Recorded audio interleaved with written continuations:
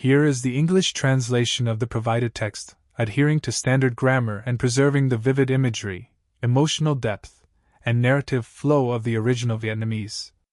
The storm swept through the Blue Ridge Mountains like an unrelenting monster, wind howling through the towering pines, carrying an icy chill and a roar like a chained wild beast. Rain lashed down in thick sheets, transforming the winding road into a slippery river. The Anderson family's SUV teetered amid nature's fury, its tires spinning desperately for traction on the muddy ground. James Anderson, a seasoned firefighter with gray-streaked hair and calloused hands forged by years of battling flames, gripped the steering wheel tightly, squinting through the fogged windshield blurred by torrents of rain. Beside him, Sarah, his wife, whose gentle smile had now faded into a shadow of anxiety, whispered a prayer, her trembling hand resting protectively over the tiny legs of Emily, the 4-year-old dozing in the back seat, clutching her worn teddy bear.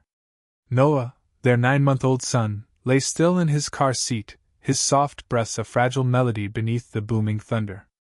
In the rearmost seat, Max, a German shepherd with a sleek black coat now drenched, sat upright like a living statue. Years of K9 service had etched resilience into his stiff joints, yet his deep brown eyes still burned with alertness. Max had once charged through wildfires alongside James, searching for survivors in rubble, but tonight, he sensed an invisible threat, not from nature, but from something deeper, darker. James glanced at Sarah, his voice low but steady. "We'll make it through. We just need to reach town." Sarah nodded, though her gaze drifted to the darkness beyond the window, where tree shadows danced like phantoms in the storm. They were returning from a family visit in the lowlands, a trip that had seemed peaceful until the sudden storm struck, severing all contact with the outside world. James had once told Sarah about his days with the rescue team, about Max, the 4-legged partner who had saved him from a forest fire years ago. Now Max was here again, not just a dog, but a member of the family, a silent guardian they always trusted. But fate didn't wait. A piercing screech cut through the air as the tires skidded on the waterlogged road, headlights flashing against a massive boulder blocking their path. James slammed the brakes, but the SUV refused to obey. Metal crunched against rock with a hollow thud, then the vehicle smashed through the guardrail, plunging into the deep, rain-slicked ravine. Sarah screamed, clutching Emily tightly, but the impact was too fierce, silencing everything. When the world stopped spinning, a heavy stillness settled over the wreckage. Smoke rose from the shattered engine, the acrid scent of gasoline mingling with damp earth and crushed grass. James sat motionless in the driver's seat, hands still gripping the wheel as if trying to hold on to life. Sarah slumped to one side, eyes closed, her breathing stilled. Emily lay quiet in the back, her teddy bear fallen from her grasp, scattered among the broken glass. Yet amid the chaos, a small car seat rested tilted in the mud, Noah inside, his tiny body barely moving, his chest rising and falling faintly like a flame on the verge of extinction. A few steps away, Max dragged himself from the wreckage, blood seeping from his hind leg, every movement a battle against pain. His ears perked up, scanning the surroundings, but his gaze locked solely on Noah, a wordless vow that he would not abandon the child. The storm raged on, indifferent, rain whipping down like a lash, but Max stood undaunted. Flames began to flicker from the engine, casting erratic red light across the twisted metal and shattered glass. Max, head spinning and blood flowing steadily from his hind leg, dragged himself closer to Noah.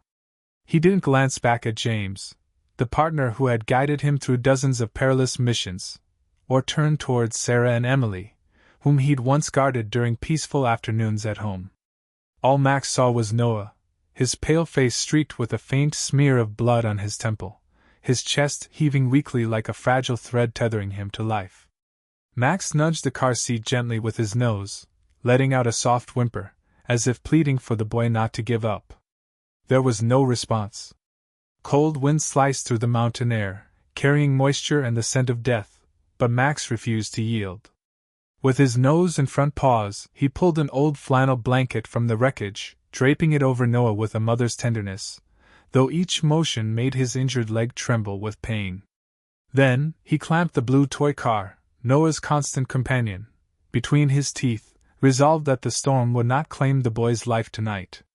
Rain pounded relentlessly, mud swallowing Max's limping steps. Pain seared through his hind leg, muscles torn and bone likely fractured, but Max paid it no mind. The small toy car swayed in his mouth, clinking against his teeth with each unsteady step, not just a toy, but a cry for help, a final symbol of hope. Max had been a K-9 warrior, bearing a badge of honor beside James, charging through flames to save lives. Now, he carried James's legacy, Noah's life, through the darkness of the mountain forest. The woods stretched dense and deep, trees bending under the howling wind, branches groaning like mourners in the night. Lightning tore across the sky, briefly illuminating his path before darkness swallowed it again. Time and again, Max collapsed, legs buckling, chest heaving with exhaustion, but each time he forced himself up, dragging his battered body over jagged rocks and tangled roots. His fur clung wet and matted with blood and mud, yet his brown eyes blazed with an unquenchable will, the will of a protector, a warrior who never surrendered. Meanwhile, far from the Anderson wreckage, another tale had once unfolded in these same mountains, tied to the name Aegis Logistics. In his final years of service, James had confided in Max, knowing the dog couldn't grasp the words, about a strange case involving Warehouse 12, an abandoned structure hidden deep in the range. He suspected Aegis Logistics, a shadowy transport company, was smuggling weapons through the area. James had worked with Michael Hayes, a dedicated officer, to investigate, but Hayes vanished without a trace, leaving a void in James's heart and an unsolved mystery. Now, Max unwittingly stepped into a circle of fate, carrying the little toy car like a reminder of justice. The justice James and Hayes had pursued, now transformed into the drive to save Noah. Max didn't know those stories, but he knew his mission. He had traversed disaster zones, searched for people in rubble, and led the way through fire and smoke, but this time there was no support team, no commands crackling through a radio, only him and a child slipping closer to death. When his trembling legs nearly gave out, a distant gleam pierced the darkness, the headlights of a patrol car slicing through the rain. Max stopped, placing the toy car on the muddy ground, and let out a hoarse bark, pouring every ounce of his remaining strength into that sound, a desperate cry for help amid the storm. Officer Ethan Mitchell, seasoned by countless night patrols in the Blue Ridge Mountains, had never witnessed anything like this. His headlights illuminated a drenched German shepherd standing in the middle of the muddy road, a small blue toy car at its feet. Ethan slammed on the brakes, his heart pounding. Max didn't budge, staring at him with eyes brimming with resolve, nothing like the broken animal he appeared to be. Ethan stepped out of the vehicle, hand hovering near his holster, but Max's unwavering determination made him pause. "What happened to you, buddy?" he muttered under his breath. Max barked hoarsely, nudging the toy car toward Ethan with his nose before turning toward the forest, his gaze commanding. Ethan crouched down, spotting the tag on Max's collar, a name not belonging to a stray, etched alongside an old K-9 insignia. "You're not just a lost dog, are you?" Max barked louder, limping toward the woods, and Ethan knew he couldn't ignore it. Grabbing his flashlight and radioing his position, he plunged after Max into the darkness. The terrain was treacherous. Rain stung his face like needles, tangled roots barred the way, but Ethan trusted Max with an inexplicable certainty. Each of the dog's halting steps was an urgent plea, each glance back a firm insistence. "Follow me, hurry!" Max's breathing grew labored, his body swaying with every move, yet he pressed on, driven by a devotion that transcended instinct, a loyalty to James, to the Anderson family, and to Noah. Ethan's radio buzzed uselessly with static, the mountain's weak signal rendering it mute, but he didn't care. He placed more faith in Max than in any piece of equipment. At last, through the veil of rain and smoke, the wreckage of the SUV emerged, a ghostly silhouette amidst the deep forest. Ethan rushed forward, his trained eyes sweeping over the scene. James, Sarah, and Emily were gone forever, no trace of life remaining. But near the edge of the slope, beneath the sodden blanket Max had draped over him, Noah lay in the shattered car seat, his breaths faint as a passing breeze. Ethan knelt down, checking the boy's shallow breathing and faint pulse. Still alive, but only just. Max staggered forward, collapsing beside Noah, his body exhausted, yet his eyes never left the child, a final promise to James. Ethan shouted into his radio. Infant with severe injuries and AK-9 needing urgent evacuation. Send EMS and fire crew now. The distant wail of sirens cut through the rain, bringing flashes of red and blue hope. Rescue teams arrived, boots slogging through the mud, and Ethan directed them urgently. 9-month-old boy, critical condition. K9 injured, prioritize both.